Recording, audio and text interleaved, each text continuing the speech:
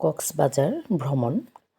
আমরা চট্টগ্রামে একটু বিরতি দিচ্ছিলাম। তো বাস তো আমাদের এটা ছিল, রিজার্ভ ছিল, যেহেতু আমার হাজব্যান্ডের যে সে যে প্রফেশনে আছে ওই প্রফেশনের থেকে স্পন্সর করা হয়েছিল এই বাসটা। যেহেতু ওদের একটা সংগঠন আছে, সংগঠন থেকে এটা স্পন্সর করা। তো আমরা কক্সবাজার যাচ্ছি রাত 2টা থেকে সকাল 6টা, ভোর 6টায় আমরা যেয়ে পৌঁছি কক্সবাজার। তো আমরা যাচ্ছি, এটা কলাতলি।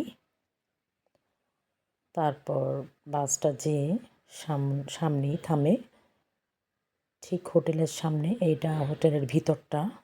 আমরা যেয়ে অনেকক্ষণ ধরে ওয়েটিং করতে হয়েছে যারা ছিল, যেহেতু এখন সিজন কক্সবাজারে। তো ওনারা প্রায় 3-4 ঘন্টা পরে ওনারা রুম থেকে গিয়েছেন ওনাদের গন্তব্যে, এই হোটেল হিল টাওয়ার। এটা সামনটা আর কি। তো আমরা লিফটে উঠলাম। 3-4 ঘন্টা অপেক্ষা করার পর, নাস্তা সারার পর, যেহেতু হোটেলটাতে নিচতলায় বুফে খাবারের বন্দোবস্ত আছে, তাই কষ্ট করতে হয়নি। এটা ছিল আমাদের রুমটা। এখানে পুরো পার্ক কক্সবাজার দেখা যাচ্ছে এখানে দাঁড়ালে। তো রাতের খাবার দাবারটা আমরা সেরে নিচ্ছি।